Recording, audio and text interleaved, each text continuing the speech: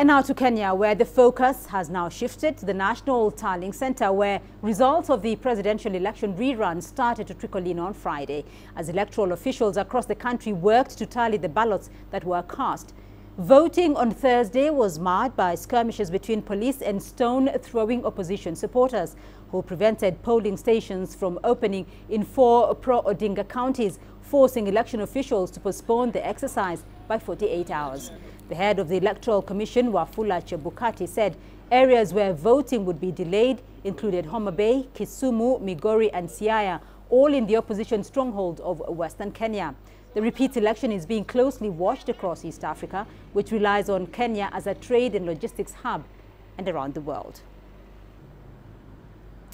Let's now get to the latest on Kenya's poll and the streaming results. And I'm joined by Susan Mongeli, who is in Kisumu. Jane Keo at the National Tallying Center in Nairobi. Jane, first to you, what is happening now at the National Tallying Center?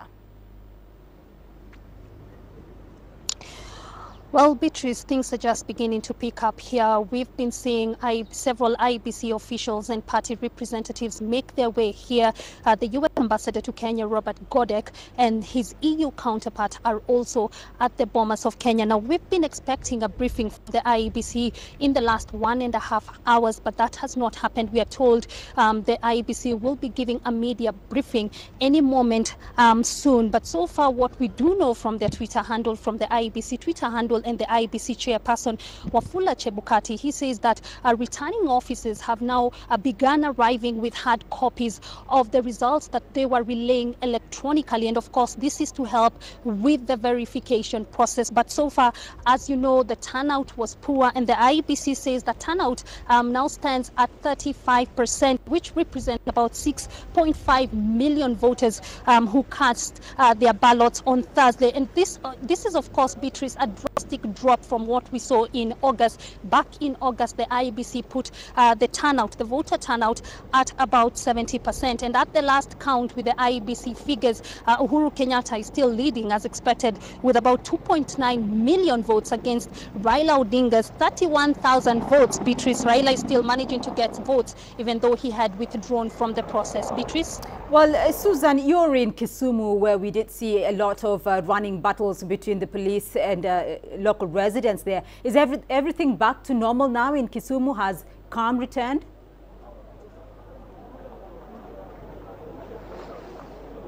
Yes, Beatrice, Kisumu is calm. Things have normalized. We took a ride around various streets, various places in the county, and we did see that businesses were back to normal and everything had sort of stabilized. But currently we are at the Jaramogi Odinga Hospital, the main hospital here, and just moments ago we got a press briefing from political leaders, religious leaders and the business community here who have condemned yesterday's violence. And we heard the chat say that it is unacceptable that their right to boycott elections is being infringed on. And also we had Professor Nyong'o, who is the governor of Kisumu, giving an update on the number of people who had been killed in yesterday's violence, and that stands at 3 people. And he also said that there were about 50 people who had been injured in yesterday's protest, and about 7 of those having sustained gunshot wounds. And we also had the leaders visit the casualties who are still admitted in the hospital. We saw them just visit them and condole with them. And basically what came out of today's visit is that they are condemning the violence there, and they say that their right to boycott elections needs to be respected and protected. But generally, so far, things are calm. Well, Jane, to you now, though, any indication from the officials of when we will have the final results? Well, Beatrice, as you know, constitutionally, the Commission has about 7 days to announce the results, but it's still unclear, especially given the fact that tomorrow more voting is likely to take place in those zones that the Electoral Commission said it had suspended until tomorrow. And of course, the low provide that actually repeat elections can be held if voting is suspended for one reason or the other. So we expect the Electoral Commission Chairperson Wafula Chebukati will actually issue a legal notice announcing voting in those 4 regions, which are basically opposition strongholds. We know there were running battles between the voters, the protesters, and the police. They had boycotted the election given that announcement by the opposition leader Raila Odinga, but they also ensured that no one else could actually come out and cast ballot. They barricaded the roads and also barred access into the polling station. So Wafula Chebukati also says that he may include other regions that were affected, because the IEBC says that out of the 40,000 polling stations countrywide, 5,000 polling stations had not indicated they had opened or issued we've opened signal. So he says he may include other regions that were affected in that process. But Beatrice, constitutionally, you know that it is allowed that the commission can announce the winner if it becomes apparent that the votes that are remaining will not affect the final tally. And we do know that in these 4 regions there are about 1.8 million registered voters. So far Uhuru has about 2 million against Raila 31,000. So anything could happen after tomorrow when the voting exercise takes place. But like Susan mentioned, there were the religious leaders in Kisumu and in Western Kenya say that they are advising against the vote tomorrow. They believe that that will actually heighten tension, and they believe that it will actually force more people into the streets, because they say that they do not want to take part in this electoral process. Well, Susan, you are in one of the counties where polls have been postponed to Saturday. What kind of preparations are ongoing? Because that region had actually boycotted the election. So what exactly is going on in terms of preparations? Quite frankly, there's really not much in terms of preparations of this election. There's really nothing much that is happening. We still have ballot papers, voting materials still hold up at Lions, which is the tallying center. But what we do know, or rather what we've heard, is that there are plans much later on in the evening to have security forces together with the IEBC escort the IEBC officials to transport this to the various polling centers. But then again, on the other side, we've also had a lot of protesters, a lot of residents here say that that will not happen, and tomorrow they're expecting to mount major blockades on the roads to ensure that the material is, or rather this evening they're going to mount major blockades to ensure that the materials do not get to polling centers. But also we've also heard again that there are plans by security forces to counter this road blockade. So basically nothing much has happened, but we are waiting because it seems things will start looking up much later on in the evening. Right, Susan Wongeli for us there in Kisumu, and Jane Keo at the National Tallying Center in Nairobi. Let's get you more insight over the elections in Kenya. Daisy Amdani is joining me live in studio. One of the issues that's coming out, Daisy, here is that there has been quite a rather low voter turnout. The Electoral Commission is putting the turnout at 6 million people versus the 19 million registered voters. What's going on here? I think this is a statement, a very poignant statement, aside from the boycott, where we've seen several areas that are opposition strongholds not voting in skirmishes. We've also seen very low voter turnouts in strongholds of the ruling party. And I think that there is a message that is being sent here by Kenyans. If you recall, a poll was taken after the Supreme Court decision nullifying the presidential election, and 60% of the respondents, including Jubilee supporters, were happy with that result. So I think that some of the issues that were not addressed going into this repeat exercise, there is a sense of dissent from the people. And I think that the leadership really needs to pay attention to what Kenyans are saying. There is a lot of disaffection. I think there's also a lot of fatigue around the political processes, because much as the political processes are being put out there as an assurance of being able to clarify the situation, what is happening is that it seems to be deepening the crisis, and our leadership is not paying attention to what the Kenyans are saying. Right. When you look at what is happening now moving forward, though, because there are about 4 counties that are said not to have participated in the election, barring people from participating in the election. And now the Electoral Commission says that election is going to be repeated in those counties again. What's going to happen there? What should the IEBC do? You see, I think that IBC is really in the eye of this storm, because while they are well within their rights and within the law is very clear. Section 55 of the Election Act allows for the IBC to postpone elections in areas where there have been any problems. But the areas that they have rescheduled a repeat exercise are areas where they are predominantly SDA worshippers, and the exercise has been rescheduled for a Saturday, and that is their day of worship. That in itself is problematic. The SDA Church have already expressed their disaffection.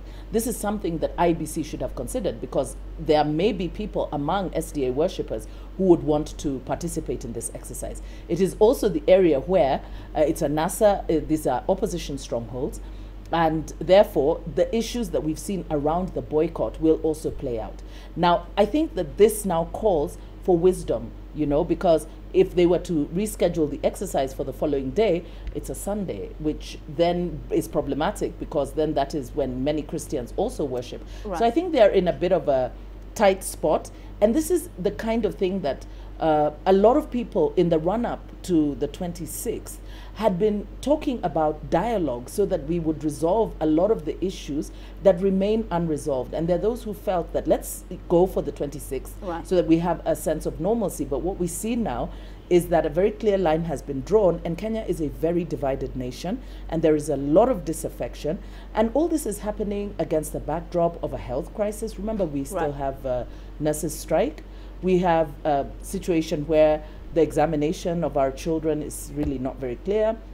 So there's a lot of disaffection, and the political class seem to be oblivious to the challenges that is facing the Kenyan people. Right, we have a lot of disaffection, and it looks like the country is rather divided. So Kenyans have voted now. In a few days, there's going to be a result of this election. What happens next? Well, you see, the result of the election is simply part of the process. And that will give some kind of legitimacy to the person who will be declared the winner. The question now is a political question, because the challenge of trying to govern a seriously divided and disaffected nation is what is going to be faced by the leadership. Now, the leadership needs to display the kind of leadership that is needed moving forward. Now, we already have political brinkmanship. We have people who have already dug in their heels. We have seen the opposition already taking a very hardline stance. So moving forward, we really need Kenyans to rise up to the challenge. There is a saying that we shouldn't waste a good crisis. Right.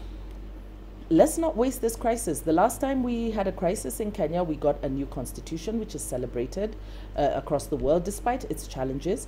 Right now, we're facing a very serious political crisis. How Kenya emerges from it is dependent on how the leadership responds to this crisis and begins to pay attention to what the people are saying. The elections are supposed to be a manifestation of the will of the people, not the will of the leaders. And at this point in time, we're beginning to see a leadership that seems to be deaf to the cries of its people. And so leadership must emerge from this crisis. All right, Daisy Mdanyi, for your updates on Kenya's election. Thank you. We're going to get you more updates now on the situation in Eldoret, and we'll be joined a little later in Mombasa as well. First, Penina Karibe is joining me now from Eldoret. Penina, it is a normal working day and vote counting is ongoing. What is the latest from Eldoret? Well, actually, Beatrice, vote counting wrapped up last night. And this morning, the county returning officer headed to Nairobi to take the forms 34A and 34B. It was a pretty much seamless exercise in Eldoret. And really, the larger was in Gishu County. A vote counting actually got off to a slow start, started off about 8 in the morning yesterday. And that's because it rained in the morning. All the polling stations opened on time. And the electoral officials that we spoke to today said they encountered minimal challenges in this county. They said that even though the weather was not very friendly for voters, those who did turn out to vote really had no major complaints. Security here we didn't really have that visible presence of security officers, and that's largely because this is considered a Jubilee stronghold. There were minimal disturbances expected, and by 4:30 really, it was a pretty much done exercise in this part of the country, Beatrice. And so this morning, everybody resuming back to normal businesses. We did hear from the governor just about an hour ago saying that he is thankful for those who turned out to vote, and now he expects that everybody should go back to work. It's time now to rebuild the country and as well their county, Beatrice. Penina, the turnout this time around is said to have been low nationwide. What are the residents of Eldoret saying about those numbers and their turnout in particular? Well, Beatrice, I can tell you that's really an interesting development in this region, especially given this is the hometown of the Deputy President William Ruto, and expectations were contrary to what we saw. Voter turnout, as we understand from electoral officials, stood at 58%. You contrast that to other parts such as central Kenya, really, which is the hometown of President Uhuru Kenyatta, and there were concerns raised. Why is it people in this particular region didn't vote, or rather didn't come out to vote in numbers? So this morning we posed that question to a number of people here, and we did get interesting and varied reasons, Beatrice. There were those who told us that this is a very cosmopolitan region. You may recall just about 2 days ago on the eve of the election, we did a report about people who are originally from the NASA stronghold regions, and they were going back home because they were afraid there would be conflicts. And so that was one of the reasons that people here are giving for not having those high numbers that were expected. They said a lot of people did go back to their home regions. Those, of course, would be the people from the NASA regions. And then the other reason we were hearing this morning, Beatrice, we were being told that they didn't see the need to come out. That's what some of the voters were saying. And the reason really was, they said the main challenger of President Uhuru Kenyatta, who is Raila Odinga, wasn't participating in this election. And I remember one particular person asking, why should you run if there's nobody chasing you? So they said we didn't feel there was a need really to just stop what we're supposed to do in our homes and go out to vote when there is not really what they called a credible challenger to President Uhuru Kenyatta. And then there were those who just simply told us the local leaders here didn't do enough mobilization, and they were telling us that the weather was really bad. Lots of people felt they couldn't come out in the rain to go vote. There was no free transportation that was being provided. When you talk about, say, for instance, central Kenya, where we see high numbers of people who turned out to vote yesterday, they said in those regions, the local leaders were providing free transportation. That didn't happen here. So quite a number of reasons given for the low numbers that we saw in Eldoret and the larger Western Gishu County, Beatrice. All right, Penina Karibe there. Well, let's rope in Voldi Karese. She's joining us from the coastal town of Mombasa. Voldi, no major incidents from Mombasa reported so far. So what's happening there? Well, Beatrice, it looks like it's a normal working day in Mombasa. We've just taken a drive through the CBD right down the coast just to see what is happening. And it looks like a normal working day. Bangladesh, one of the big slums here that erupted in protest yesterday, is quiet today. All of those tires we saw that were burnt on the road, those have been cleared. People went to work this morning as usual. And if they're not at work, they're certainly on the beach. Lots of tourists on the beach today, but also a lot of locals. People who had come from Nairobi to take advantage of the public holidays are on the beach this morning, just taking advantage of the good weather that we have here in Mombasa.